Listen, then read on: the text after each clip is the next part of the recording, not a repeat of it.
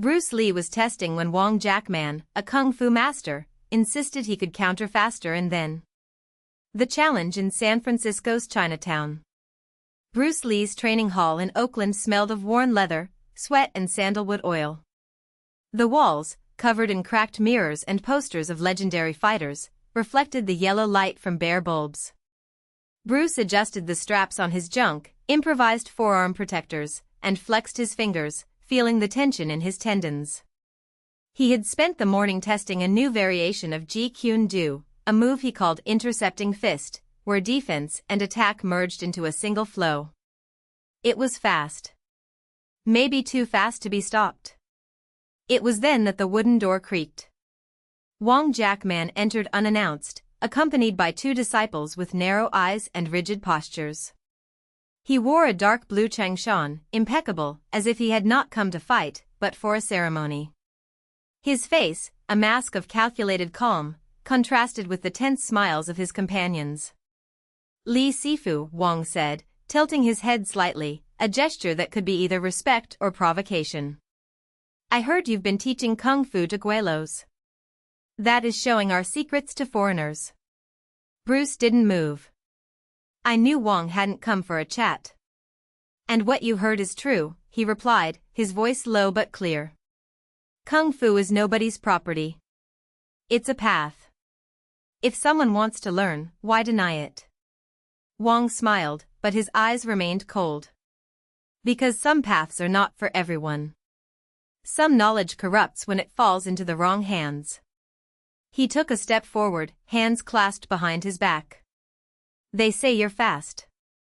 That your Jeet Kune Do is more efficient than any traditional style. I came to see if this is true. Bruce felt the weight of the challenge.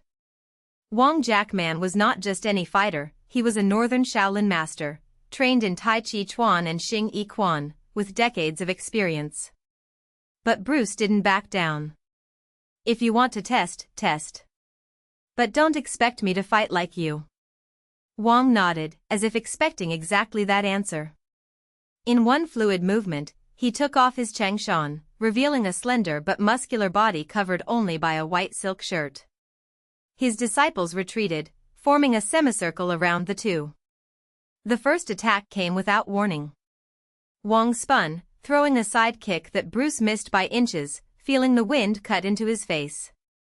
Before he could counterattack, Wong was already on the move again, this time with a direct punch that Bruce blocked with a packsaw, a dodging movement, followed by a quick counterattack with his fingers outstretched, aiming for Wong's eyes. Wong dodged, but not without cost. Bruce's fingertips grazed his temple, leaving a red mark. Wong's disciples murmured, but he showed no anger. He merely adjusted his stance, as if he was recalibrating his strategy. You're fast, Wong admitted. But speed without control is like a river without a bed. Destroys everything in its path. Bruce didn't respond. I knew Wong was partly right. His Jeet Kune Do was chaotic, adaptable, but sometimes lacked the pinpoint precision of traditional styles. He needed to prove that his approach was not just quick, but smart. The fight resumed. This time, Wong didn't attack head-on. He moved in circles, using short, calculated steps, as if he were dancing. Bruce tried to anticipate his movements, but Wong was slippery, changing direction with a fluidity like water. Then, without warning, Wong came forward with a series of blows, a punch, a low kick, an elbow, that Bruce blocked on instinct, but not without feeling the impact reverberate through his arms. Wong stepped back, smiling. You fight like a Westerner. Direct. Aggressive. But Kung Fu is not about strength. It's about Wu Wei. Action without action. Bruce took a deep breath. Wong was trying to provoke him, make him lose control. He wouldn't fall for that. Instead of attacking again, Bruce took a step back, slightly lowering his guard. Wong hesitated, confused. It was a trap. Then Bruce intercepted. By the time Wong moved in for a new attack, Bruce was already moving, not against the strike, but around it. His left hand deflected Wong's punch while his right shot towards the master's solar plexus. Wong tried to retreat, but it was too late. The blow hit him with precision, taking his breath away for a second. Wong's disciples stirred, but he raised his hand, signaling them not to interfere.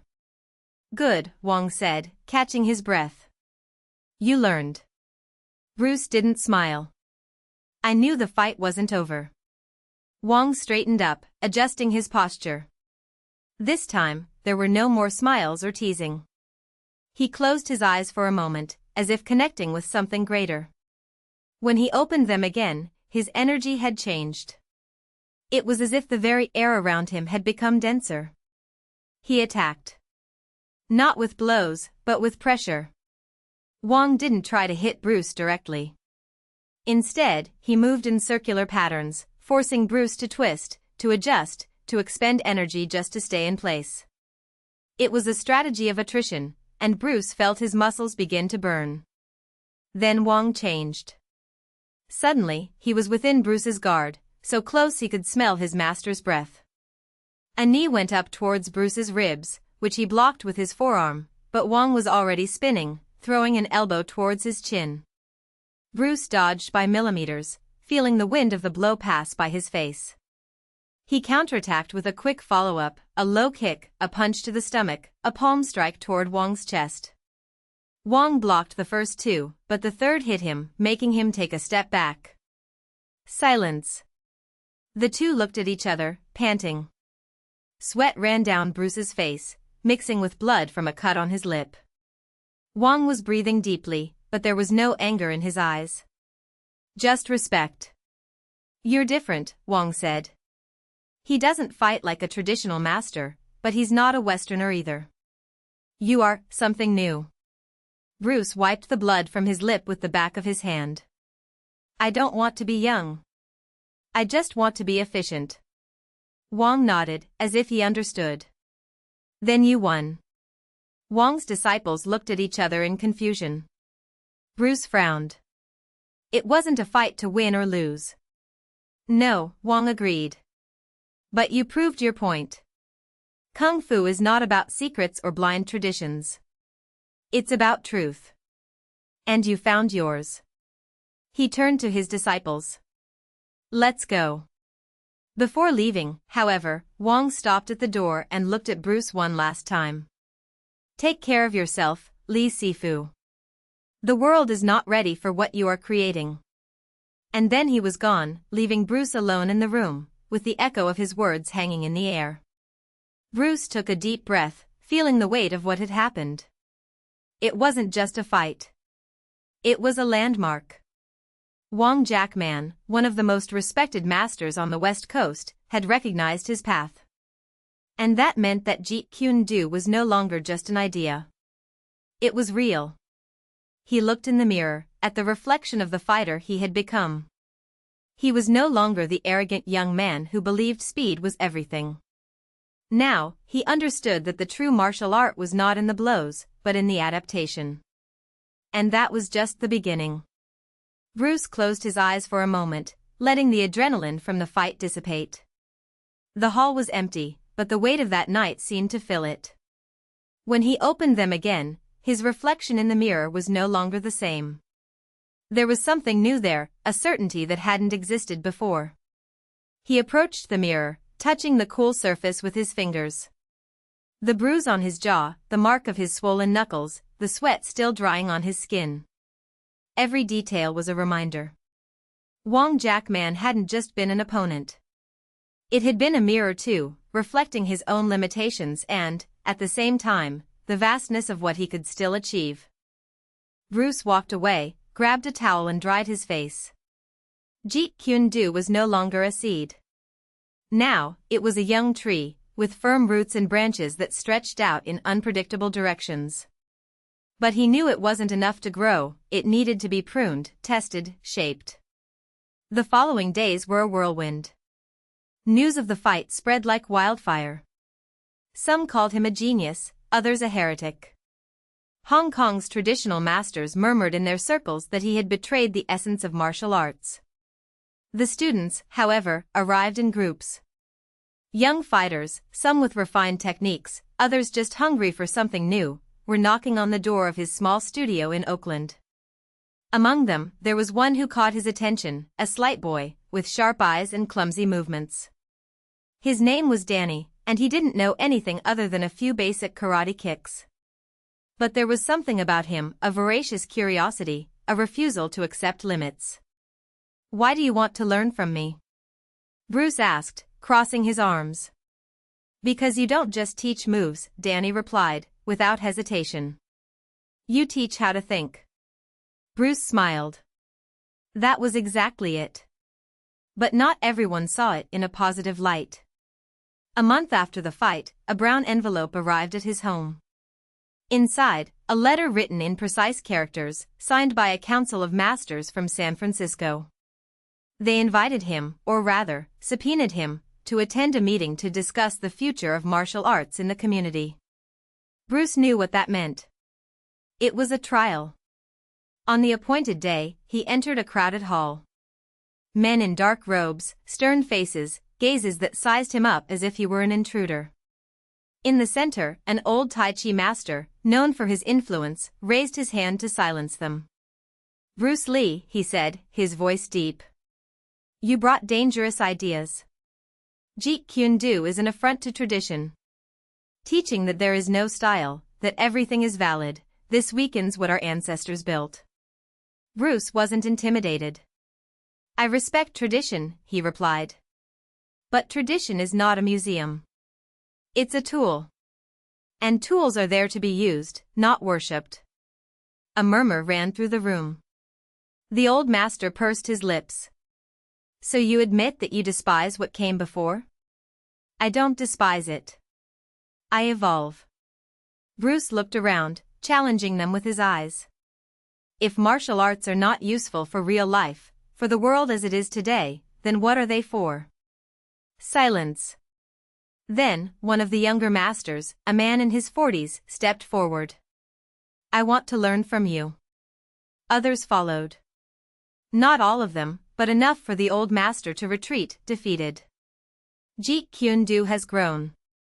Bruce traveled, taught, fought.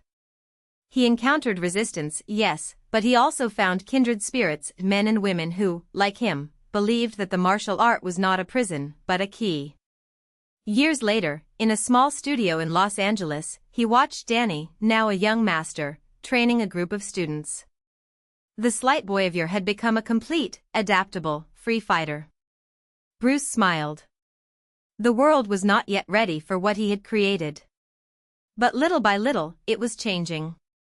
And that was enough. He grabbed his jacket, ready to leave. Before crossing the door, however, he stopped and looked back at the room full of movement and life. "Continue," he said, in a low voice. And then, without another word, he left. The burning legacy. The following years were one of silent but relentless expansion. Jeet Kune Do was no longer a rebellious idea, it was a philosophy that infiltrated the gyms, the rings, the streets. Bruce Lee no longer needed to prove anything. His name was synonymous with revolution, and his students, spread across the world, carried the flame. But not everyone viewed this freedom favorably. In Hong Kong, an old Wing Chun master, once respected, now resented, brought together a group of traditionalists.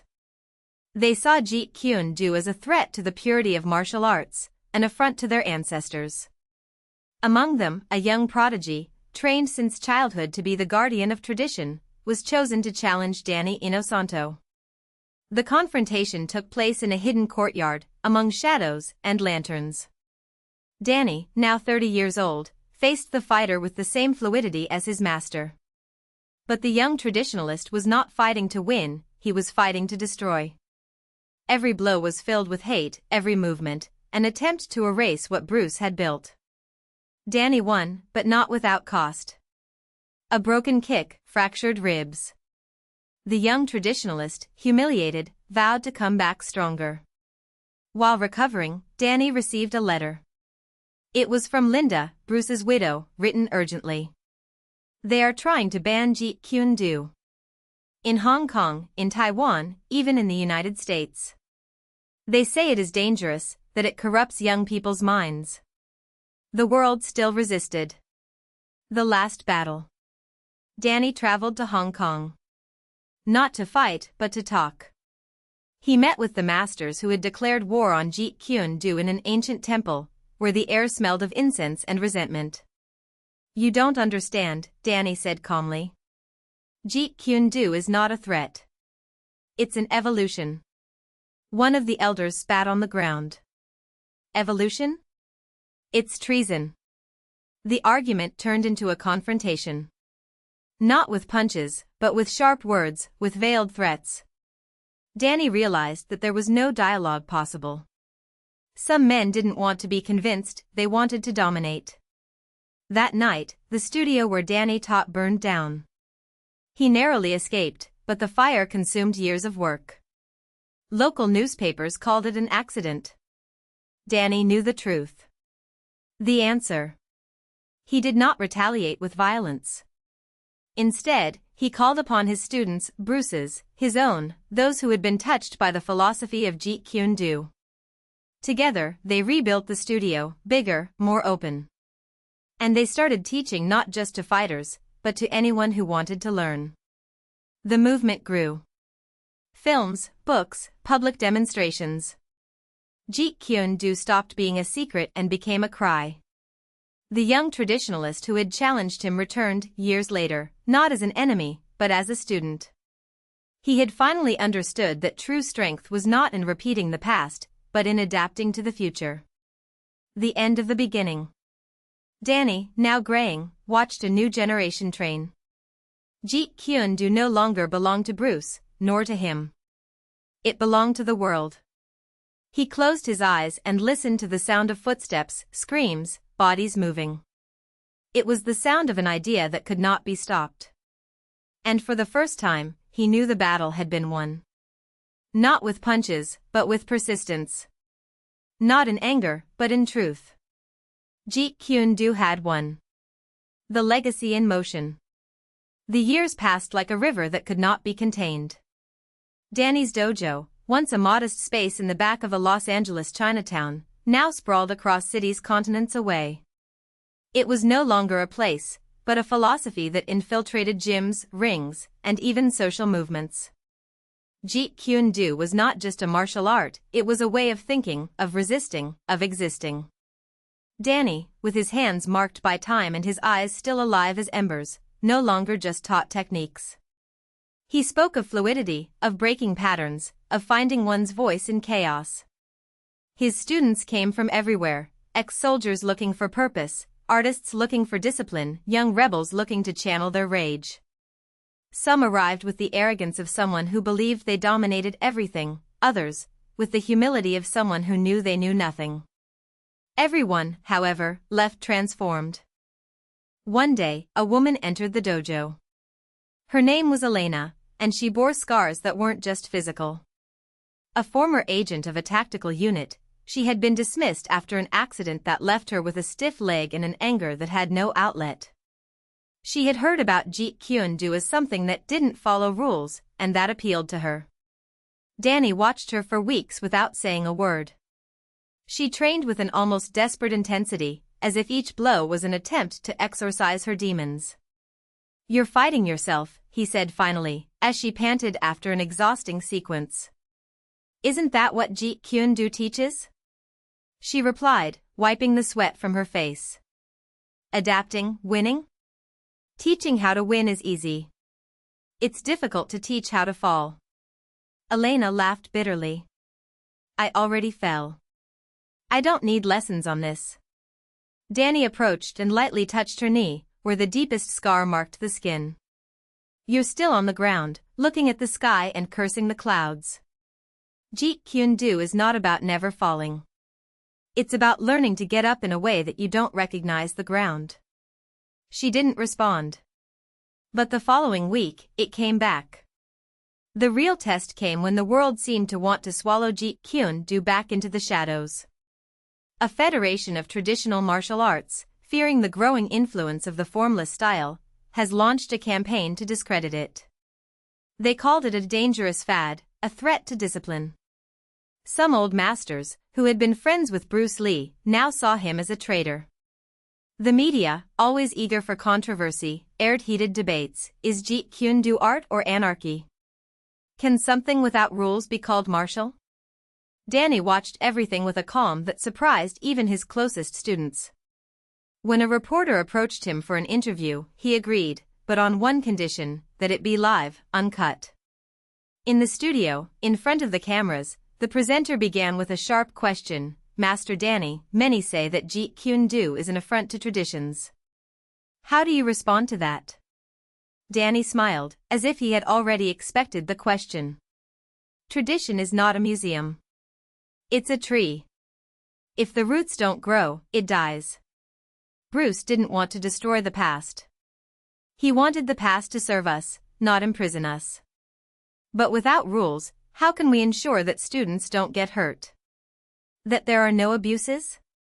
The rules exist, Danny replied, leaning forward. But they are not the same for everyone. A boxer has a set of limits. One kung fu practitioner, another. Jeet Kune Do does not deny the rules. He asks, who made them? Who are they for? If a rule does not protect, if it does not evolve, it becomes a cage. The presenter tried to counter-argue, but Danny continued, implacable, you talk about discipline as if it were something rigid. But true discipline is knowing when to break the chains. Bruce broke his. I broke mine. Now, it's up to each person to decide which ones they still carry. The transmission was cut off abruptly. But it was already too late. Danny's words spread like fire through dry straw. Years later, Elena, now one of the top Jeet Kune Do instructors in Europe, received a letter. Inside, just an old photo, Bruce Lee in his dojo, smiling, with Danny in the background, young and with his arms crossed. On the back, a single sentence, written by hand. The fight was never about winning. It was about not stopping moving. She kept the photo on her desk. And when her students asked her about the meaning of Jeet Kune Do, she responded with the same words that Danny had told her years before. It's not a martial art. It's a question you ask yourself every day, who am I when no one is looking? And so, the movement continued. Not like a wave breaking on the beach, but like the sea, inexhaustible, always moving, always finding a new path.